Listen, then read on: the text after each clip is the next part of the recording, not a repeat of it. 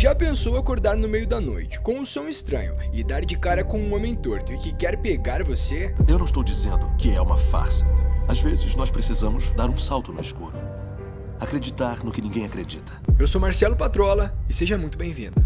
O Homem Torto, ou Homem do Chapéu, é fruto de uma lenda muito antiga. Porém, nos últimos tempos, ele ficou muito mais famoso, ao aparecer no filme A Invocação do Mal 2. Quando ele faz parte do grupo de assombrações que atormentam as pessoas de uma casa infestada de seres do mal e que o casal Ed e Lorraine tentam expulsar. A gente no vídeo de hoje vai focar na figura mitológica da lenda, ou seja, baseando-se nos contos e nos conhecimentos sobre esse assunto ao longo dos anos. A origem desse ser é confusa. Existem relatos antigos até de índios norte-americanos sobre um ser que vaga entre planos e que tem essa aparência. Outros, porém, acreditam que essa lenda veio com base em uma canção sobre um conde do século 17, com o nome de Leven. A história deste personagem estranho começou a se popularizar no século 17, devido a uma música cantada por soldados em tom de zombaria. There was a crooked man, and he walked a crooked mile. He Found a crooked sixpence against a crooked stile. Bought a crooked kitten who caught a crooked mouse. And together they lived happily in a little crooked house. I met a crooked man, crooked for... Mas acabou ganhando o mundo na forma de uma canção de ninar, e mais tarde se transformou em lenda urbana a partir do século XIX. Teoricamente, a canção de ninar inglesa do Homem Torto seria baseada em um personagem real da Escócia. Originalmente, seria um ato de zombaria contra o então general Sir Alexander Leslie, cantado pelos seus oponentes, os Covenanters, na Guerra do Pacto em 1640, onde o general teria conseguido assinar uma aliança que permitia a liberdade política e religiosa na Escócia. Contudo, essa aliança, apesar de ser um ato importante para o povo, ia contra os interesses de muitos políticos e religiosos da época, pois o fim das diferenças políticas e religiosas permitiria uma união maior entre a população, tornando-os mais fortes. Todavia, com o passar dos anos, a música de zombaria foi se transformando em música para fazer as crianças dormirem, e o Homem Torto se tornou parte do folclore inglês. Atualmente, a letra da canção de ninar ficou assim: eu vi um homem torto, e ele andava sem parar. Encontrou uma moeda, e a sorte ele veio achar. Comprou então um gato torto, que saiu para caçar, e em sua casa torta, todos juntos vão morar.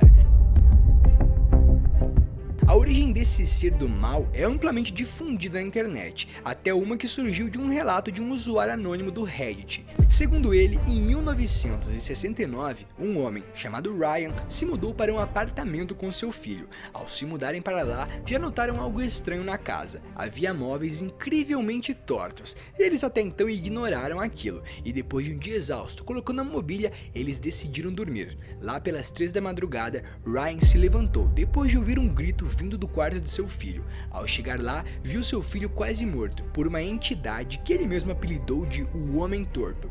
Ryan pegou seu filho e foi para um hotel urgentemente, mas como a situação financeira dele não estava muito boa, ele teve que voltar para o apartamento. Após isso, Ryan descobriu que em seu apartamento existia um porão. Ele se encheu de coragem e desceu até o porão. Ele mal conseguia enxergar naquela escuridão, então ele finalmente achou um interruptor. Quando ligou a luz, se deparou com o corpo de seu filho, que já aparentava estar morto há dias. Junto ao corpo estava escrito: havia um homenzinho torto que morava numa casa torta. Mas afinal, o que é esse ser que pode vagar tão rapidamente e até mesmo entre as peças da casa com uma velocidade absurdamente rápida? O que sabemos sobre ele? Em 2001, as chamadas Pessoas das Sombras se tornaram alvo da investigação paranormal graças ao radialista norte-americano Art Bell. Uma pessoa da sombra nada mais é do que a percepção de uma parte da sombra como um ser vivo, uma figura humana que é considerada sobrenatural por aqueles que acreditam nestes tipos de entidade ou mesmo já viram alguma. Juntamente começaram a surgir relatos de pessoas que diziam ter visto um homem de chapéu em seus sonhos, e todos relataram da mesma forma: uma massa negra sólida e alta, vestida com um sobretudo longo e um chapéu. Às vezes usava uma bengala que parecia flutuar. Essa história começou a tomar grandes proporções e muitos afirmavam que a figura chegava a tocar até mesmo a sufocar suas vítimas, ficando conhecida como um símbolo de mau agouro. Dizem que o tal homem do chapéu parecia apenas em ambientes hostis, onde já existia uma energia negativa. O que começou como um simples pesadelo evoluiu para a paralisia do sono e sonambulismo. Sabendo de tudo isso, podemos então entender como derrotá-lo.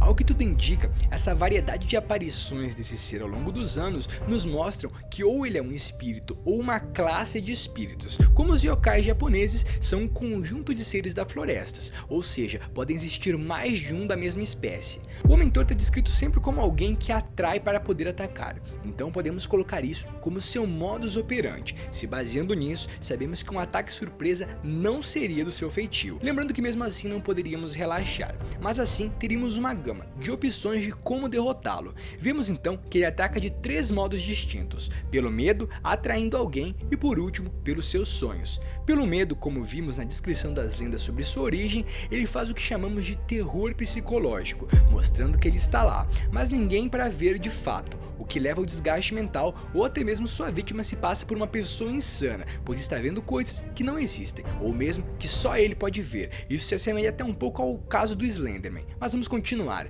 Atraindo alguém, como vimos no filme da Invocação do Mal, em que ele emite alguns sons e que quando você se aproxima, ele pega você. Ou mesmo nos sonhos, onde somos projeções de nós mesmos e temos que lutar contra esse ser que pode nos paralisar. Até agora aprendemos seu modo operante de cada ataque porventura, e o que fica evidente é que não podemos esperar o ataque para assim revidar, mas sim atacá-lo antes. É visto que ele não consegue transpor uma porta, como conseguimos ver no filme da Invocação do Mal.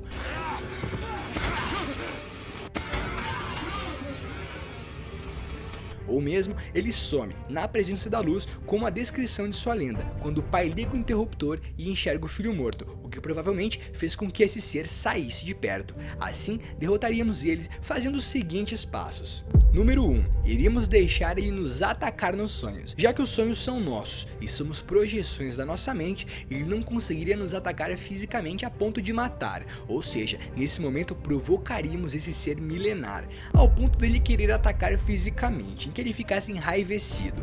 Quando ele entrasse no quarto, trancaríamos as portas e ligaríamos as grandes lanternas LEDs que estariam escondidas e que equivalem quase à potência da luz do sol. Como ele não pode transpor objetos físicos, ele ficaria preso e seria queimado pela luz, que provavelmente mataria, já que as aparições da noite temem a luz por ela ser uma coisa pura. E assim derrotaríamos o Homem-Torto.